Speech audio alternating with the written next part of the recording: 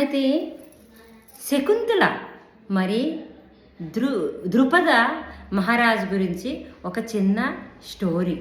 అయితే భారతదేశం పేరైతే వచ్చింది భారతరాజు, ఆ ఒక్క భరతుడు అనే రాజు పేరు నుంచి, భరత అనే రాజు పేరు నుంచి అయితే చెప్పాను, కానీ నేను మీకు ఇది చెప్పలేదు కదా, ఇప్పుడు చెప్తాను.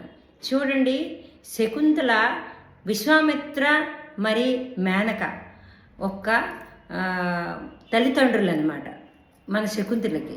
విశ్వామిత్రుడు ఘోర తపస్సు చేసినప్పుడు ఆ తపస్సు భంగంకి మేనక వచ్చి ఇరుపుతాడనే సంగతి తెలుసు. ఆ ఒక్క సమయంలో పుట్టిన అమ్మాయి శకుంతల అనమాట. శకుంతల ఆశ్రమంలో ఉండేది. ఆ ఆశ్రమంలో ఉన్నప్పుడు ఏమైంది, ద్రుపద మహారాజు ఈ రాజులు అడవికి అంటే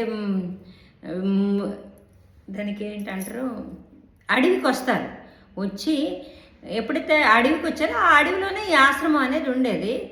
ఒక లేడి పిల్లని తన బాణంతో ఇచ్చేస్తారు అనమాట, గాయపరిస్తే వెంటనే అది ఆశ్రమంలో పడిపోద్ది. ఆ ఒక్క గాయపరిచిన లేడి పిల్ల అవుతుంది శకుంతల పెంచుకుంటున్న లేడి పిల్ల అనమాట, మగ లేడి పిల్ల. అయితే అది వెంటనే దానికి నర్సింగ్ ట్రీట్ చేసింది అనమాట. ట్రీట్ చేసిన తర్వాత మంచిగా ట్రీట్ చేసి, అంటే మందు గట్ట రాసి ఆశ్రమంలో ఏవో నాటు వైద్యాలతో చేసి ఇలా కూర్చుండేసరికి ద్రుపద మహారాజు వచ్చాడు. వచ్చి నా తప్పుని మన్నించు, నువ్వు పెంచుకున్న లేడి పిల్లని నేను చంపైపోయాను, అంటే ఆఘాతపరిచాను, దెబ్బ వచ్చినట్లా రక్తం వచ్చినట్లు చేశాను అని అన్నారన్నమాట. అప్పుడు వాళ్ళిద్దరు కాస్త ప్రేమలో పడ్డారు. ఇక్కడ ఆడదాని మనసు ఎంత సున్నితమో చూడండి. ఆ ఒక్క జంతువుకి పెంచింది పాపం, రాజు కదా మరి, అతను వచ్చి బాణం వేశారు. అయితే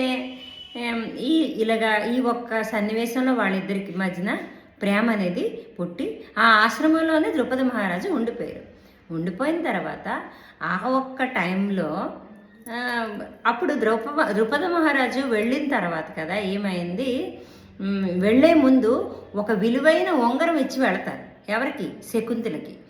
ఇస్తే ఆ విలువైన ఉంగరం శకుంతలకి ఇచ్చి వెళ్ళిపోతారు. ఎందుకంటే ఇతను ఎక్కడ ఆశ్రమంలో ఉన్న ఒక ముని కుమార్తె, అతను రాజు. ఇది హస్తినాపూర్లో వాళ్ళు ఒప్పుకుంటారో లేదో ఏంటో తెలియదు కదా, ఇంటికి వెళ్ళిపోయిన తర్వాత కానీ చాలా దీనిగా అతను కూడా వ్యక్తిగతంగా మంచి మనిషే. అక్కడికి వెళ్ళిన తర్వాత శకుంతల గురించి మర్చిపోతారు ద్రుపద మహారాజు. అయితే మర్చిపోతే ఈలోపు శకుంతలకి ఆశ్రమంలో కదా సంతానం కలుగుతుంది.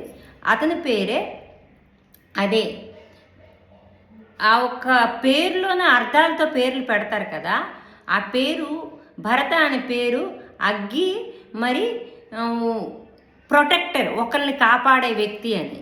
తన తల్లి కాబట్టి తనకి కాపాడే వ్యక్తి అగ్గిలా ఉండాలి అనే భావంతో ఆ ఒక్క కుమారుడి పేరు భరత్ అని పెట్టుకున్నారు వాళ్ళు.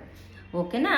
దాని తర్వాత ఏమైంది, అక్కడ మర్చిపోయారు, ఇక్కడ కుమారుడు పుడితే శకుంతల పాపం ద్రుపద మహారాజు రాక గురించి అలా ఎదురు చూస్తూ ఉందన్నమాట. అయితే ఒకరోజు దేనికో నదికో ఎక్కడికో వెళుతుంటే, ఇప్పుడు పడవలో ప్రయాణం చేస్తుందిగా, ఈ ఒక్క ఉంగరం కదా శకుంతల ఉంగరం నీటిలో జారిపోతే అప్పుడు చేప మింగేస్తుంది. ఆ చేప మింగేస్తే ఆ చేప కడుపులోకి వెళ్ళిపోద్ది. అయితే వాళ్ళు రాజులు కదా, చేపలకి చేపలు తెమ్మని చెప్తే ఏ ఒక్క ఉంగరపు అంటే ఏ ఒక్క చేప కడుపులో ఉంగరం పడిపోయిందో ఆ చేపంచి రాజుగారు దగ్గరికి వెళ్తారు. ఆ ఒక్క రాజభవనంలో ఏం చేస్తారు, ఆ చేపను ఎప్పుడైతే కోస్తారో ఆ ఉంగరం అంచి వస్తే మహారాజు దగ్గరికి తీసుకెళ్ళి ఇస్తారనమాట.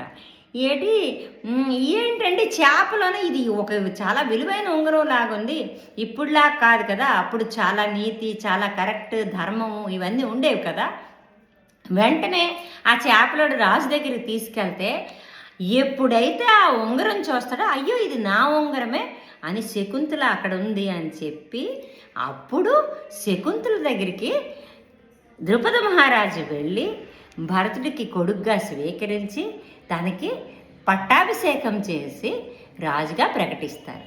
ఆ విధంగా మన భారతదేశం పేరు భరత అని వచ్చింది. ఎంత మంచి దేశంలో మనం పుట్టాం కదా. ఇంకొకటి, విడిపోయిన వాళ్ళు ఎలానే విడిపోతారు, కలవాలనుకున్నాడు ఎలాగవని కలుస్తారు. వాళ్ళది నిజమైన ప్రేమ కాబట్టి వాళ్ళు కలిశారు. ఆ కుటుంబం ఒక కుటుంబంగా మిగిలింది అంతే. కానీ ఆ ప్రేమలో అంటే ముగ్గురులో కరెక్ట్నే ఆ ఒక్క నీతి వాక్యం అందులో ఏంటంటే ఆ ప్రేమ అనేది స్వచ్ఛమైంది. ముగ్గురులో ఉండాలి, ఒకరిలో ఉంటే అవ్వదుగా, ముగ్గురులో ఉండాలి. ఏ ఒక్కరిలో లేకపోయినా విడిపోతాం. అంతేనండి. ఇంతటితో సెలవు తీసుకుంటున్నాం. వీలైనంత వరకు ఎవరికైనా స్వచ్ఛమైన ప్రేమ ఇవ్వడానికి ప్రయత్నించుదాం. ప్రతిఫలం అస్సలు కోరద్దు. ఈరోజు బాగుంది కదా మోరల్ ఆఫ్ ది స్టోరీ. మన భారతదేశం ఎంత మంచి రాజు పేరు నుంచి వచ్చిందో చూడండి, ఎంత గొప్ప దేశమో మంది చూడండి. ఇంతటితో సెలవు తీసుకుంటున్నాను.